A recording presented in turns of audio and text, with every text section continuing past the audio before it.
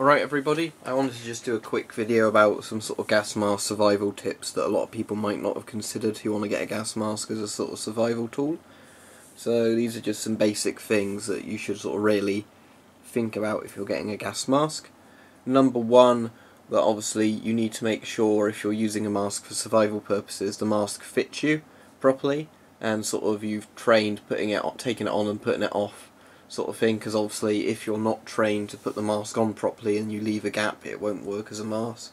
And you also need to make sure the mask itself is in good working order. Secondly, obviously you need filters for it.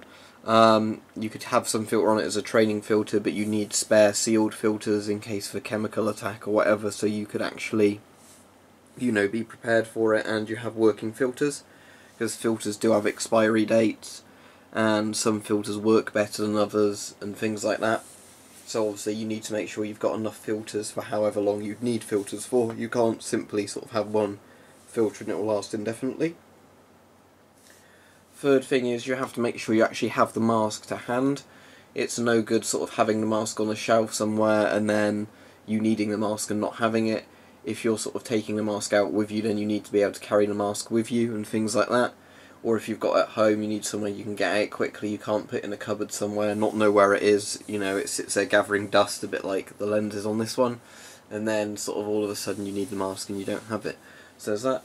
Another thing to also consider is actually how quickly you can get the mask on. Like I was saying in the first point about sort of training, but sort of how quickly can you get the mask on. And also knowing beforehand that there's going to be something you need the mask for. Because the problem with obviously a chemical weapon attack, if it's something serious like nerve gas, is unless you've already suited up, by the time the gas hits you're dead. So you can't sort of think, oh, I can smell something funny, I'll put the mask on. It doesn't work like that. By the point you can smell something's wrong, it's a very bad situation for you. Also, another thing to consider with that is sort of you would need a full body chemical suit for lots of the nastier gases. Like nerve gas and blister agents when they come into contact with your skin. The mask will protect your face and everything, and it will protect you from inhaling the gas, as well as protecting your eyes and everything, but it won't protect the skin anywhere else on your body. So you need a full-on, sort of completely sealed chemical suit for that. And that's also sort of, you need an early detection system.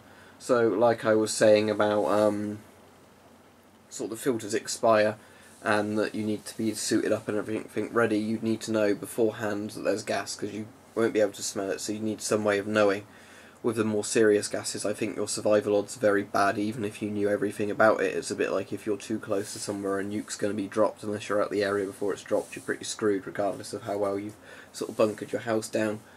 And there was one more point I was going to bring up, which is also that masks don't give you oxygen like this. They're not closed circuit sort of or open circuit rebreathers or self-contained breathing apparatus. These are simply masks that filter out harmful chemicals. If there's no oxygen in the first place, you will still suffocate, which is a mistake a lot of people make with these. And people have suffocated from not opening the filters properly, and then they put them on the mask, and then thinking the reason they can't breathe is because they've inhaled gas, and they, then try and breathe harder and suffocate themselves even more. With gas masks, they obviously just filter air, so if there's too much smoke or contaminants in the air, you won't be able to breathe, you need to get out of there.